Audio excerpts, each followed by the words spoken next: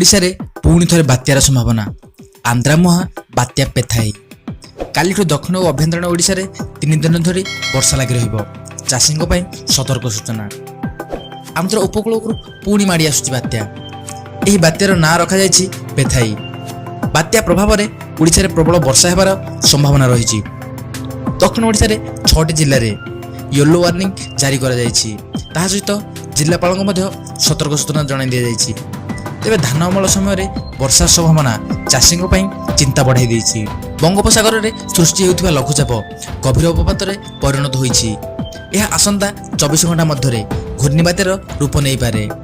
ପାଣିପାଗ ବିଭାଗର ଆକଳନ କରିବା ଅନୁଯାୟୀ ଆସନ୍ତା 7 ତାରିଖରେ ଅପରାହ୍ନରେ ବାତ୍ୟା ପେଥାଇ ଆନ୍ଧ୍ରର ଓଙ୍ଗୋଲ ଓ କାକିନାଡା ମଧ୍ୟରେ ସ୍ଥଳଭାଗ ଛୁଇଁବ। ଉତ୍ତର ତାମିଲନାଡୁ ଏବଂ ପୁଡୁଚେରୀକୁ ମଧ୍ୟ ବାତ୍ୟା ପ୍ରଭାବିତ କରିବାର ସମ୍ଭାବନା ରହିଛି। ଏହି ସମୟ ମଧ୍ୟରେ ପବନର ବେଗ ପାଖାପାଖି ଘଣ୍ଟା ପ୍ରତି 55ରୁ 110 କିଲୋମିଟର ଯାଏଁ ରହିପାରେ। ବାତ୍ୟାର ପ୍ରଭାବରେ 15ରୁ 17 ତାରିଖ ଯାଏଁ ବଙ୍ଗୋପସାଗର ଉପକୂଳ ଅଶାନ୍ତ ରହିବ। ଆସନ୍ତାକାଲିଠାରୁ ଦକ୍ଷିଣ ଓ ଅଭ୍ୟନ୍ତରୀଣ ଓଡ଼ିଶାରେ ବର୍ଷା ହେବ। 16 ଏବଂ 17 ତାରିଖରେ ପ୍ରବଳ ବର୍ଷା ଏବଂ 18 ତାରିଖରେ ମଧ୍ୟ ମଧ୍ୟମ ଧରଣର ବର୍ଷା ହେବାର ସମ୍ଭାବନା ରହିଛି। ଓଡ଼ିଶାର 6ଟି ଜିଲ୍ଲା ମାଲକାନଗିରି, କଳାହାଣ୍ଡି, କୋରାପୁଟ, ରାୟଗଡ଼ା, ନବରଙ୍ଗପୁର ଏବଂ କନ୍ଧମାଳରେ ୟେଲୋ ୱାର୍ଣ୍ଣିଂ ଜାରି କରାଯାଇଛି।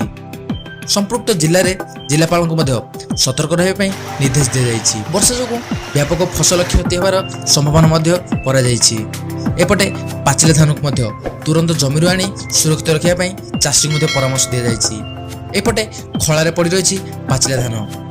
ମଣ୍ଡିରେ ବି ଖୋଲା ଆକାଶ ତଳେ ଫସଲ ବିକ୍ରି ଅପେକ୍ଷାରେ ରହିଛି।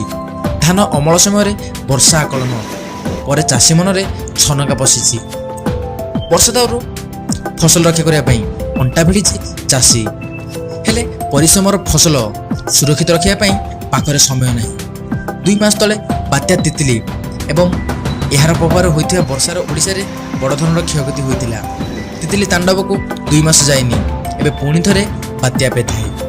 ଏହିପରି କିଛି ଚଟପଟି ମସଲାଦାର ଖବର ପାଇଁ ଆପଣ ଆମ ଚ୍ୟାନେଲକୁ ସବସ୍କ୍ରାଇବ୍ କରିପାରିବେ। ଯଦି ଆପଣ ଆମ ବିଷୟରେ ଅଧିକ ଜାଣିବା ପାଇଁ ଚାହୁଁଛନ୍ତି ତେବେ ଆପଣ www.orianews.com କୁ ଭିଜିଟ୍ କରିପାରିବେ। ଶେଷରେ ଓଡ଼ିଆ ଭାଷାକୁ ଭଲ ପାଆନ୍ତୁ, ଓଡ଼ିଆରେ କିଛି ଶିଖନ୍ତୁ।